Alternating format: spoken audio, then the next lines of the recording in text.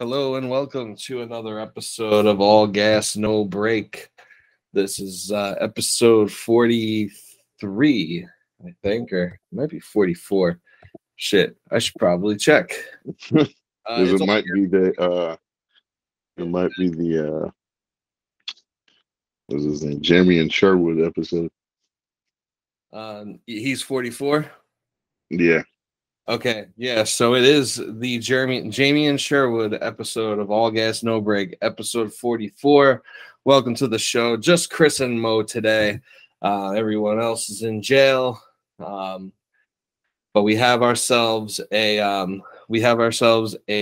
victory podcast, our second victory podcast in a row. Little Johnny got to eat his ice cream. Again. What they don't tell you is that when the Jets lose, Little Johnny gets locked into a dungeon.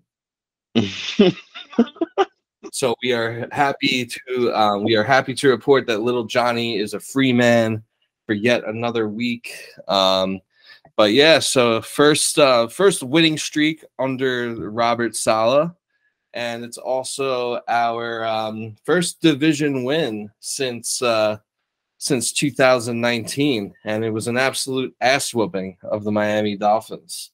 Yes. Jets won 40-17 in a game that was pretty close up until Quarter. up until like midway through the fourth quarter. It was 19-17. Dolphins actually had a chance to take the lead. Jason Sanders misses a kick, and then it's all Jets from then on. That changed the aspect of the whole game. That, in my opinion. Oh yeah, it was a huge momentum shift. All the momentum went to us. We scored, then we scored like 3 touchdowns in a row, including a beautiful touchdown that was set up, including a touchdown that was beautifully set up by Quinnen Williams recovering a strip sack fumble, which I believe was caused by Carl Lawson, but Quinnen Williams picking it up. Yes, but really the highlight of this beautiful play, I mean, it's always a beautiful thing when a big man gets his hands on the football and gets a chance to run with it. But really the highlight of this beautiful play was the stiff arm that he delivered to Tyreek Hill after Tyreek Hill chose to go to Miami over the Jets in the offseason. And when he was asked about it, his response was, "Who? The Jets?" I think he now might have an idea of who we are. Just a little bit. So, hopefully he's enjoying his no state taxes. His cast. Yeah, because that's about the only W that he will have, as long as he's with the Miami Dolphins. Overall, great win. A lot of fun, good atmosphere. It was great to be at MetLife and to, see all the Dolphins fans, leaving in flocks early. A little fried fish, and it was nice to give them all the peace sign on their way out of the stadium. Definitely wasn't throwing shade. I was just trying to wish them peace and blessings. Anyway, Mo, what do you think? What are your thoughts? I definitely bought sushi after that game, and it was delicious. It wasn't dolphin sushi, but it was still pretty good. And overall, after this game, I felt like ever since the safety, the Jets took the whole momentum of that game. It died off a bit, maybe like at the end of the first and into the second quarter. And then we just regained that back. They tried to do it in the third. It still took a little bit of time, but we still gained the momentum after they missed that field goal. That's how I felt the whole momentum of the game went. I agree. But right. And overall, it was just like what I felt the whole game plan was to play cover 2, which was the right thing to do. Oh yeah. and just stop the deep threat and just make them run the ball. And like, I don't care if they made them run the ball because you saw the success they had running the ball, and it really didn't affect like how we played on offense at all because one, their defense, I guess they had injuries, or well, their two corners, starting corners are out, but that's not our fault. I mean, they just have to deal with injuries, so they have to figure out what they want to do when they get into situations like that, like Yeah, all just the accountability and whatever goes on. yeah, all the excuse making for the all the excuse making that's been going on for the Dolphins and all the Dolphins fans coping with the thrashing that they took on Sunday. Now we're hearing like, oh, our whole team was hurt, and Right, oh, but Skylar if Thompson, like, and congratulations, you beat Skylar Thompson. It's like, okay, as a Jets fan, I'm sorry, but the last thing I want to hear is about your team's injury problems because the yeah, Jets, and excuses. yeah, the Jets have had like the worst injury luck for like the past, like, God, it's been like forever. I can't remember the last time we had like a year where we had like good injury luck. Maybe 2015. Even that year, Yeah, Patrick got hurt and missed the game, and I think I think right.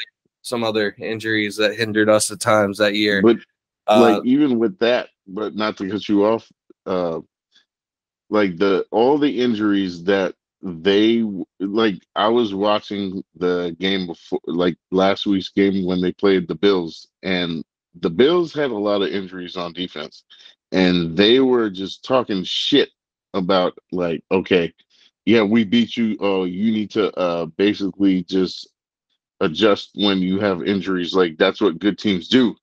Meanwhile, they have a bunch of injuries and we beat them. It's like, okay, now they're just uh coping to, oh yeah, now we have injuries, that's why we lost, and you beat a third string quarterback, so what? Like if we had like Mike White in, you wouldn't say the same shit. Like exactly. nobody feels bad for like when Jets lose because it's just the Jets. Yeah, yeah. No one was making excuses when Joe Flacco was losing games. It was just like, Right, LOL, Jets suck.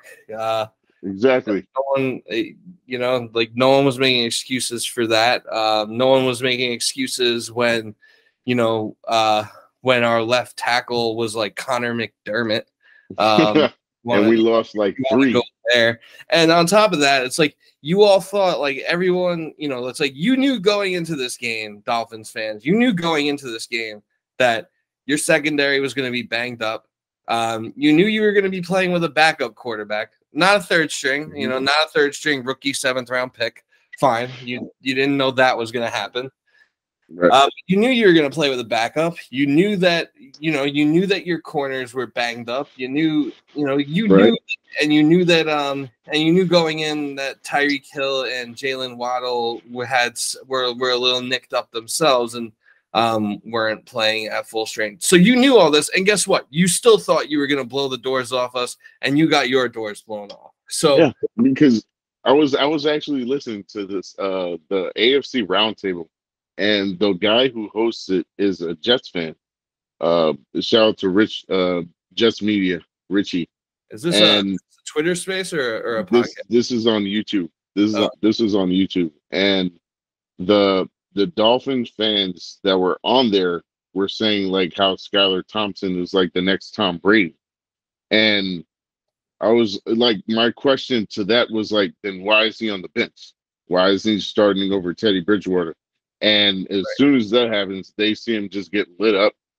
Like, even like, look, if you see Tom Brady play his first game, he wasn't like amazing, but like at the same time, like you just think somebody's just gonna come off the bench just because they had a good preseason, like our third stringer, Chris Streveler. the Chris Trevor. Yeah, just because he had a good preseason, oh, that means he's just gonna like tear it up during the regular season. No, preseason is bullshit because you're playing like third stringers who aren't even gonna make the team. Exactly.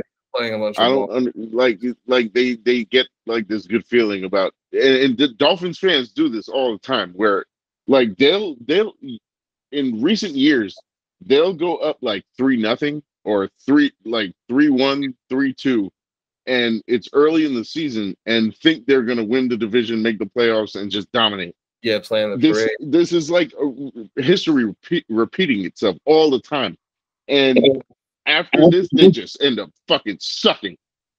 Like they just suck. And I think Tua just like put the hammer on the head for that, because just of how he got injured, the NFL is not going to like the Dolphins as much as any other NFL teams. That's how I see it.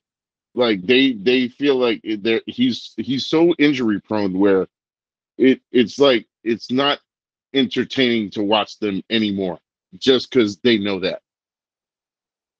Right. Yeah. And like for all the Dolphins fans, they're all saying now like, oh, if Tua was starting these games, we'd be 5-0. Well, if you want to go there, That's 100% bullshit. if Chris Streveler started the first 3 games for the Jets, we'd be 5-0. Yeah. If your aunt had balls, she would be your uncle.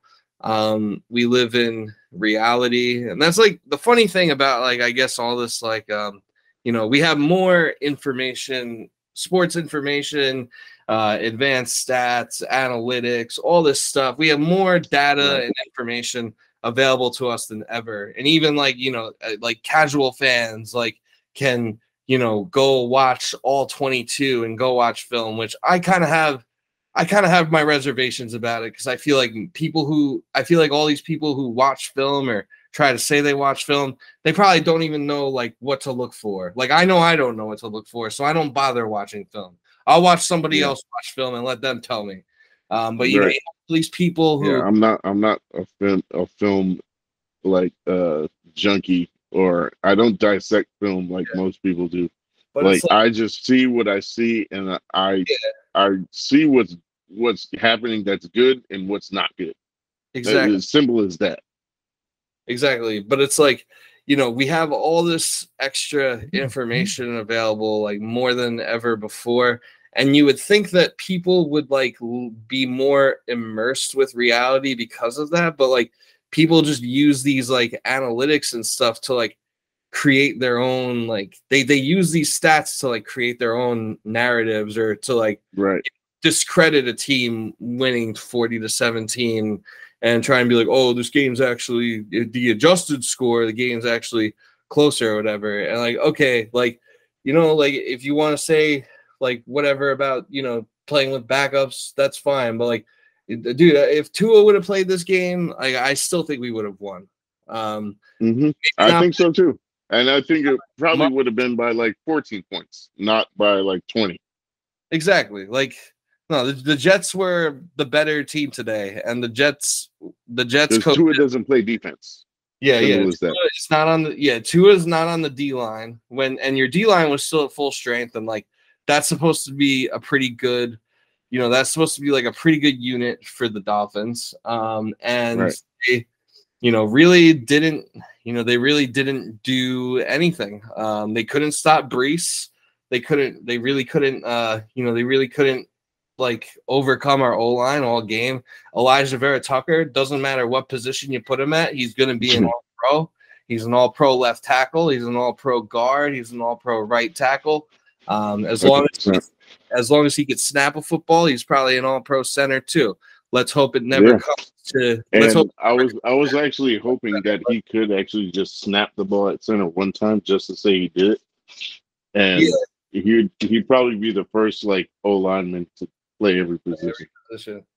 Yeah, that would be insane. But our O-line like overpowered the shit out of their D-line, and that's where games are really won and lost. And like the Dolphins love to blitz, but like I don't know, I feel like Zach Wilson, for the most part, he had pretty clean pockets, and he had a pretty mistake-free game. Zero interceptions. The only mistake I would say he made was like on one drive, he got himself sacked out of field goal range. That was probably the only mistake that he made. Did he have like an amazing game, light up the scoreboard, or make any throws that really wowed. No, not really. No. He did have a couple of big boy throws though. Like he had He did. he completed that deep out to Corey Davis. I believe it was in the fourth quarter. Yes. One of the I remember which ones. Like the far, I think it was to the far right. Yeah, I think it was. I think it was around like 30 yard line, something like that. Yeah, but yeah. Like overall, like I feel like the thing is, I feel like they don't expect him to make to play hero ball, because like even though that's his instinct, he's still learning how to just manage the game. And as soon as like they need him to do it, it'll just come out. Yeah, Like they know he could do it. That's no problem. That's not the issue with him. It's just making the simple plays where he can get the ball distributed just to make that certain play that they're trying to call. And whatever Mike LaFleur decides to do, I don't know. Like sometimes I question his game calling. He still has like, I feel like he still has like some idea what he wants to happen, but most of the time, I would say if something goes wrong, it's usually miscommunication, and he can't get the ball to him just because of that specifically. But with like the running backs, I feel like he tries to play Breece Hall a lot. Like he uses him a lot because I think he realized like how much of a weapon he is and how fast he can, like, because I think like on that 79-yard play or whatever it was, he was hitting like 21 miles an hour. Like he's fast for a running back, and as big as he is, like you can't stop someone like that because he's just dragging players. You've seen it like at the end when he was trying to score.